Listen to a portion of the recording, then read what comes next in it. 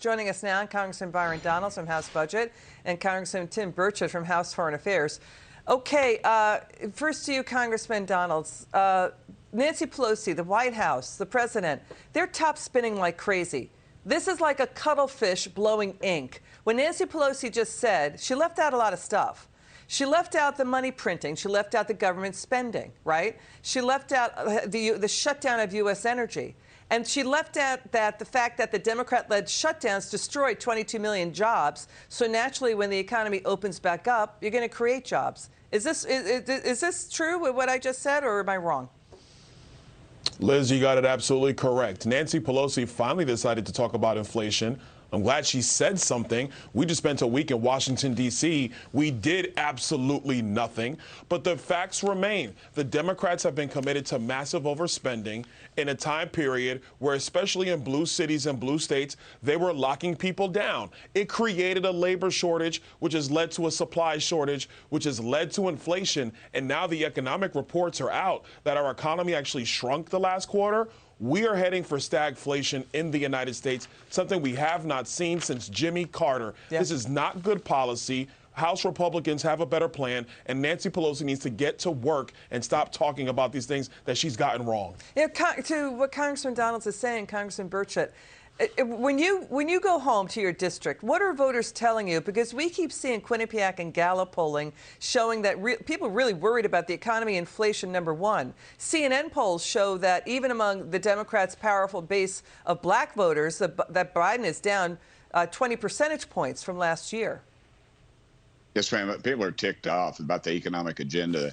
Obviously, the Democrats have. It's a slash and burn. It's causing there's more regulation. I keep wondering where this 22 or 32% of people that favor what the president is doing are, because I tell you what, they're not in Tennessee, and I doubt they're in Byron Donalds' district either. You know, to what you both are saying, it's just so apparent to voters. The polls show that. Let's show more mayhem at the White House. Watch this.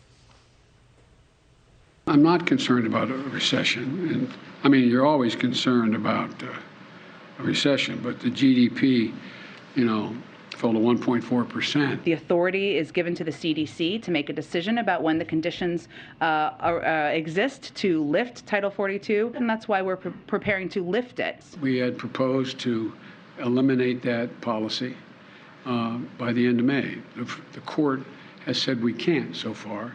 And what the court says we're going to do. The court could come along and say we cannot do that, and that's it. Did you hear that messaging? You know, Congressman Donald, the economy went down 1.4%. It wasn't at 1.4%. It went down. And then, there's flip-flopping about Title 42 at the border. Psaki says it's going away. Biden says no. A court says it has to stay. You see what I mean? This just feels very unserious when we need leadership at a time when the economy, we could be going into a recession.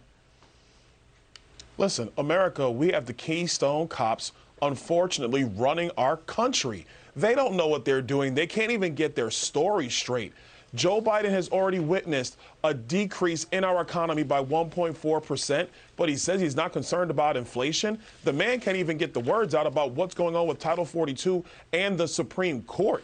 And the courts right now, we have to get serious in our country. It's time for Republicans to take control of the country in the House and the Senate so we can at least get the ship back on track. And, Congressman Donald, Congressman Burchett, just laid out what Obama economists, even the economists in the Obama White House, are saying is behind inflation.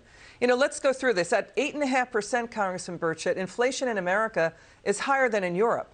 And economists estimate that the $1.9 trillion American Rescue Plan the Democrats pushed in added between 2 and 4 percentage points to the U.S. inflation rate. If you wipe out student loan debt that they're talking about, that means about another half of a percentage point, even a full point. So fully more than half of the inflation growth is from government spending, not even taking into account Fed money printing, pounding money into the system during a downturn. If they wanted to wreck our system, I don't know any other better way they could do it. It's clear these folks are anarchists. I've heard Jim Jordan say that they're doing it intentional. I believe that. I believe this is intentional. Why would it be intentional? Why? Well, I think they're Marxist. I mean, I'm not wearing a tin hat here. I mean, if you want to wreck our economy, or you wreck a capitalist system that produces energy, you stop the energy market. You allow our enemies overseas to have control of that, and then you send us down this woke bunny trail of endless electricity that has to be produced somehow. It's just a complete whitewash of what's really going on behind the scenes. And behind the scenes, it's anarchy, and they're driving us towards a Marxist regime. If you look at folks in the Democrat leadership, the ones that are making the calls, they are some of the most far-left people you could ever imagine. And some of them have been publicly educated in our universities in economics, yet they are pushing a Marxist agenda. And that's the only way to do it, is to wreck this system and say, look how bad it is. Look at all the trouble all these folks are in because of this economy. And it's not because of the economy, it's because of the anarchists that are in the White House. You know, to what you're saying, what Congressman Burchett is saying, Congressman Donalds, you know, the name of the game, what we've been hearing is to you know, get rid of the Electoral College, pack the court. Now we're hearing the media saying get rid of the Senate, the structure of the Senate. Watch this. Case closed. The Senate is a disaster. It is a structural disaster. It was a disaster at birth. Right? I was working for New York State, working for Senator Moynihan, and you're looking at you know, funding issues for mass transit, and it's being held up by Alabama. Right. This notion of 2 per state. The founders never dreamed there was going to be a place with this name, California, with all these Spanish place names within it, that was going to have a population, you know, that approached the size of France. All of these Spanish names in California, that was from Lawrence O'Donnell at MSNBC with Joy Reid. That was one of the most idiotic statements I've ever heard.